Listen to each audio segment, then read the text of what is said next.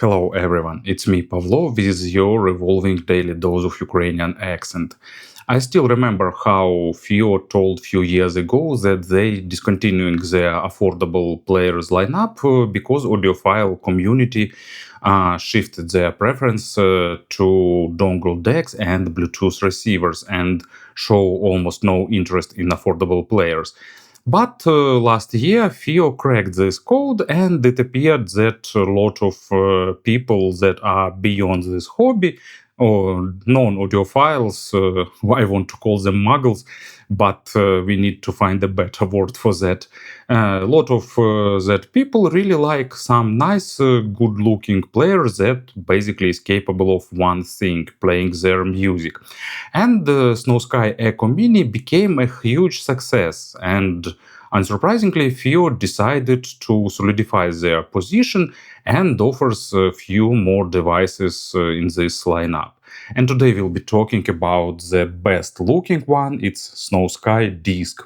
As name suggests, its distinguishing feature is a circular screen with touch controls, and beyond that it's built with Nginx X2000 processor and two Cirrus Logic 43131 chips, which is a pretty solid foundation for a device like that.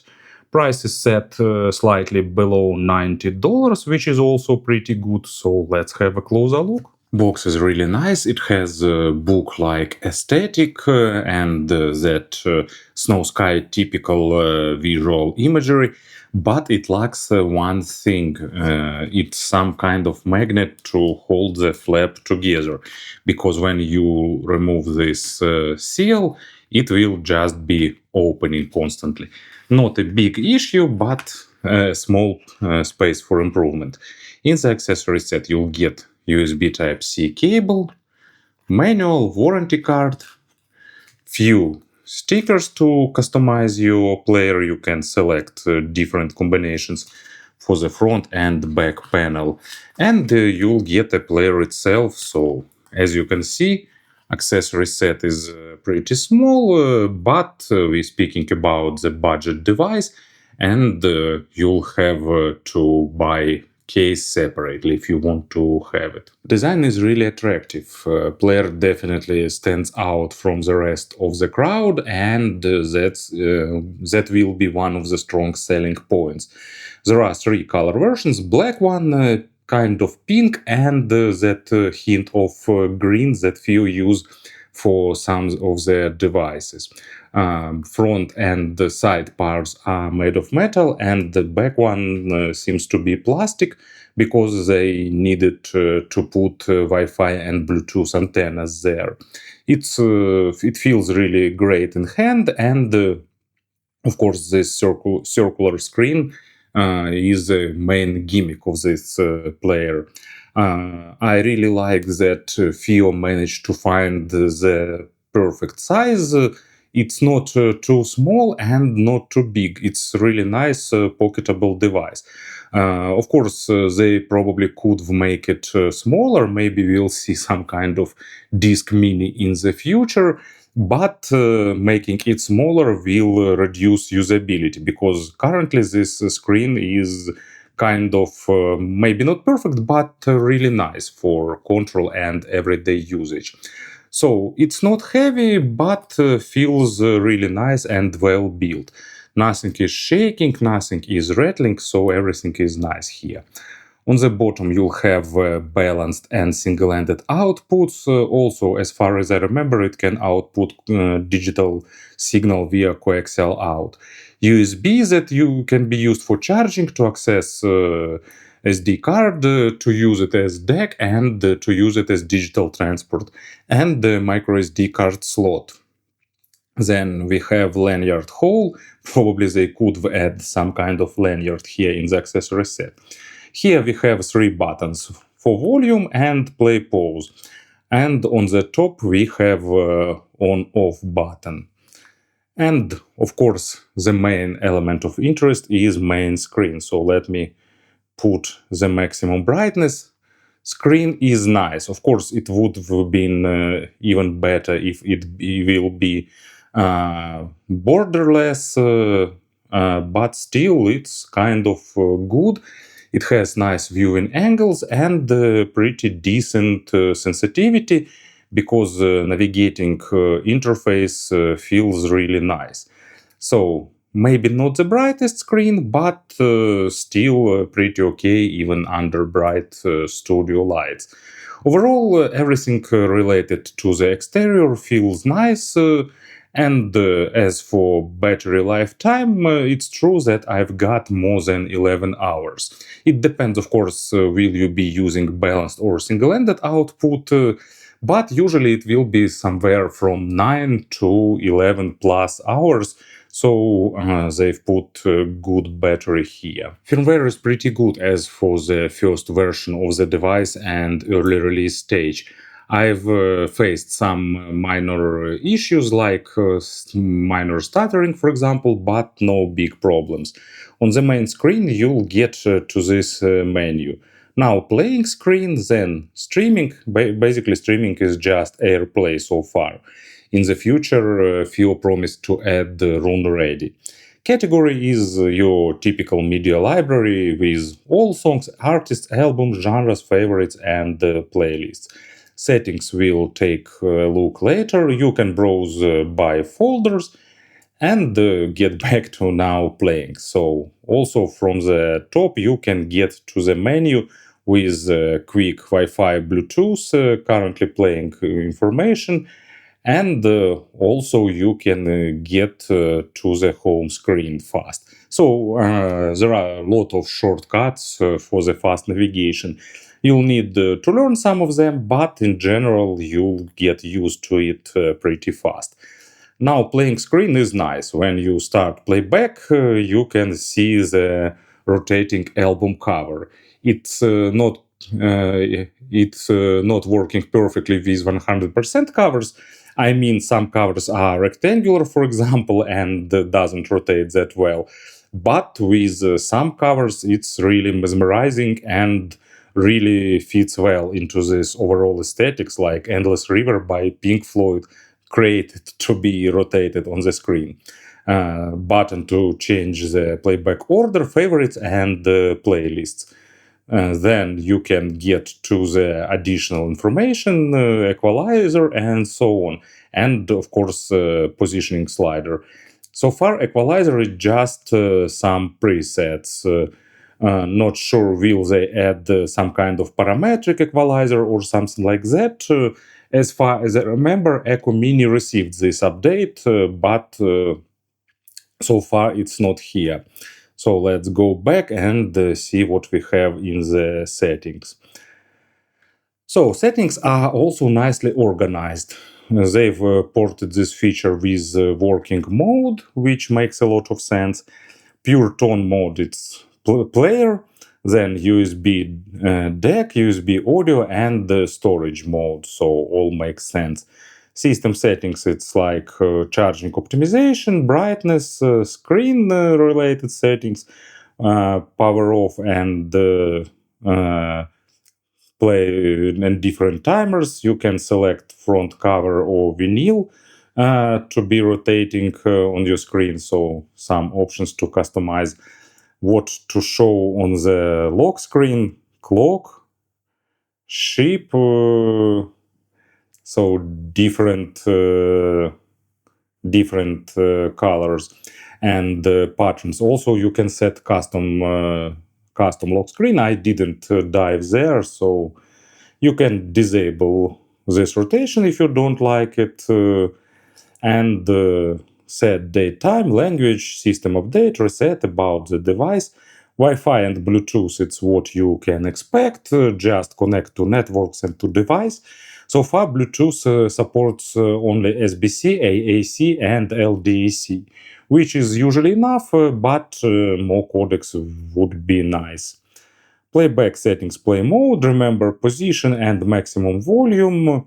Audio settings, it's like gain, Bluetooth codecs, SPDIF, equalizer, so all that things you've got used.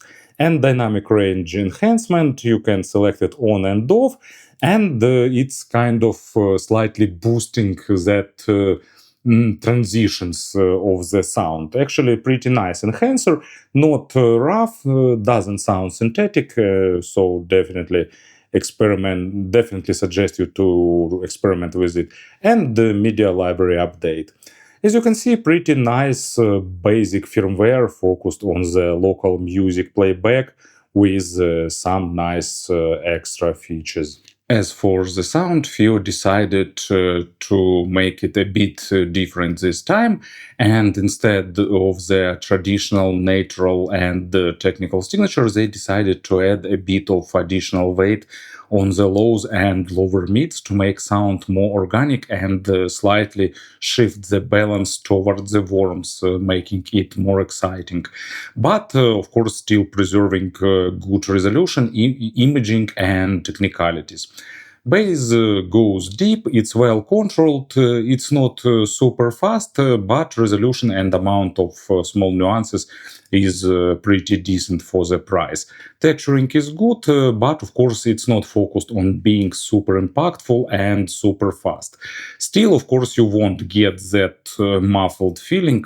Bass is still pretty well defined and clean. So, first example, it's Meet the Flintstones by Casey Abrams. Really saturated double bass, really highlighted, really bold and sounding pleasant, but still, of course, delivering enough of details to sound realistic. And the second example, it's Caravan Palace, the dirty side of the street. Nice, engaging, groovy bass line and good contrast with mid frequencies and the rest of the tune. So really solid foundation, and on top of that, nice mids. Mid frequencies are pretty well balanced. There is a hint of additional weight, but not too much. Resolution, of course, is not maximum, but sufficient enough for all instruments to sound realistic and pleasant. Male vocals have a hint of additional weight, which makes them more present and more foundational. Female vocals sound clean and crisp. Player is not critical for the quality of records, but of course better material will sound better too. Imagery stage is above average in width and in depth, so you'll get a good immersion into the track.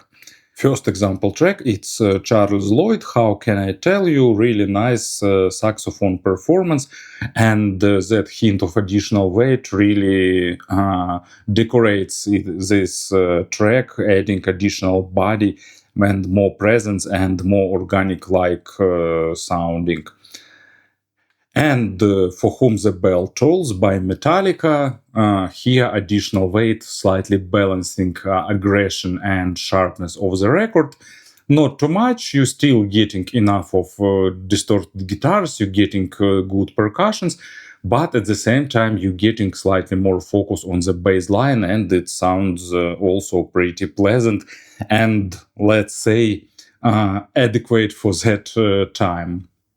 High frequencies have pretty good extension, but of course nothing like layering or stuff like that.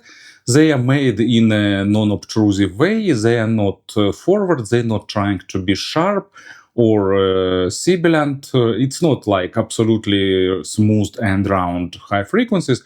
They still present and delivers a pretty good amount of basic overtones, but not fatiguing and not too harsh, but still enough to give nice airness and sense of presence. First example, it's Sting, Consider Me Gone, and of course, good percussions, nice bells and other instruments that hitting the high frequencies. I always like Sting's performance with treble, and actually not Sting's, but his accompanying musicians, of course. But overall, let's consider it Sting's performance, and that sounds really great with almost everything, and this player is not an exception. You won't get this crystal clear, absolutely three-dimensional sounding, but still pretty nice immersion. And Tyst by Søren Bebe Trio, nice, well-recorded instrumental jazz with really good treble performance. Of course, this player lacks a bit in terms of saturation and in terms of layering, but still a pretty pleasant sound. In terms of pairings, it's pretty versatile player. It's not super powerful, but it has more than enough power for the vast majority of headphones and earphones you'll be using with it, 100 milliwatts per channel and 250 milliwatts per channel. Not like it can drive everything, but vast majority of earphones and headphones will be okay with it. And it has a pretty low background noise, of course, so no issues with that too. Speaking about the comparisons, of course, one of the biggest competitors, it's FiiO's own Snowsky Echo Mini. Here you'll get slightly warmer sound signature and, in my opinion, better usability. But at the same time, Echo Mini can work here as a example of what FiiO will add with firmwares. It's not 100% guarantee, but Echo Mini received a lot of firmware updates, adding more and more functionality. So far, probably the biggest limitation of this player is the lack of the gapeless playback. It's not a big issue for me. I like Pink Floyd, I like conceptual albums, but small pause between tracks is not a deal breaker for me. But for some people, it can be frustrating. I've seen a lot of frustration about that. But hopefully FiiO will add this and maybe parametric equalizer and some more features. But of course, we'll see. And Shanling M0 Pro, if I remember correctly, it has more features, but at the same time here you'll get much better usability because it's bigger, and bigger screen means better control.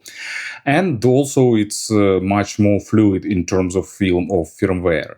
In terms of sound, here you'll get pretty similar sound signature, but slightly less warm, a bit closer to the neutrality. And the Hybe R2 second version, if I remember correct, which version is last, also more features about on par in terms of usability, because it also has a pretty sufficient screen. And in terms of sound, Hybe is slightly more natural with a bit less of additional weight. But honestly, in this segment, choose of the player is basically you can get the one you like more based on the design. And here, of course, Snowsky Disc has a huge advantage because design here is interesting and fun and really appealing. Thank you for listening, thank you for your attention, and of course, have a great day.